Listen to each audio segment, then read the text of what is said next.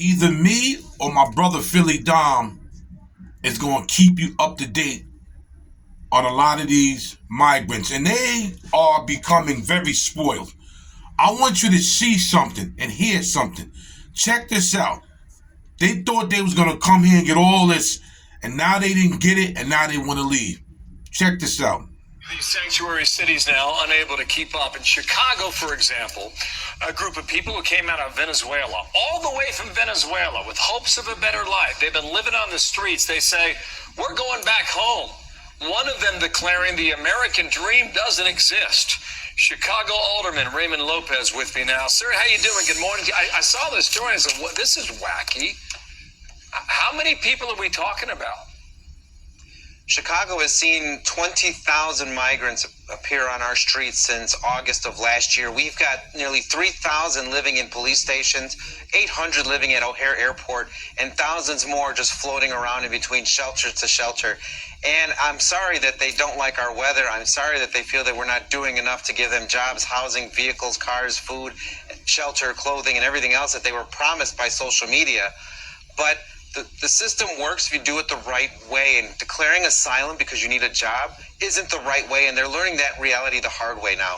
Well, the truth is our law does not offer asylum if the question is economic. You know, the question, are you under hardship? Are you being persecuted? Are you being religiously persecuted? I don't know how many coming across the border can check all those boxes. Anyway, number of migrants bused to Chicago out of Texas alone per Governor Greg Abbott as of November 11th, so a couple days ago, more than 18,400. Here's the money Illinois has spent on humanitarian aid for migrants. You're over $330 million, which, by the way, is cheap compared to New York. I'm going to read you a quote from one of the Venezuelans saying, how many more months of living in the streets will it take? No more. It's better that I leave.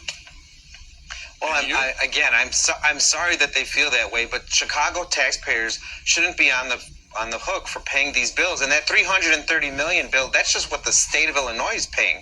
The city of Chicago is committed to paying $255 million this year alone, on top of all the other amenities that all the other layers of government are providing, including our schools.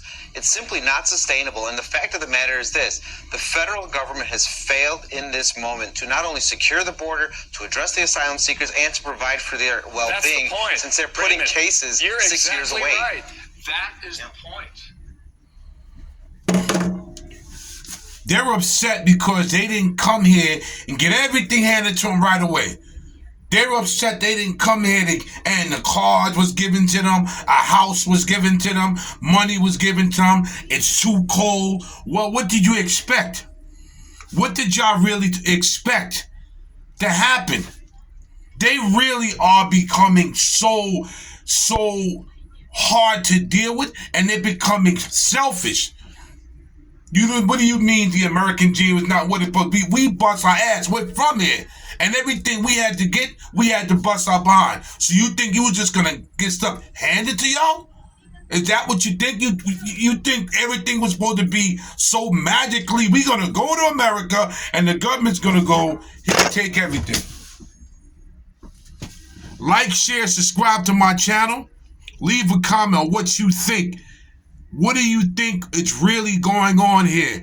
Do you think they deserve to get everything handed to them?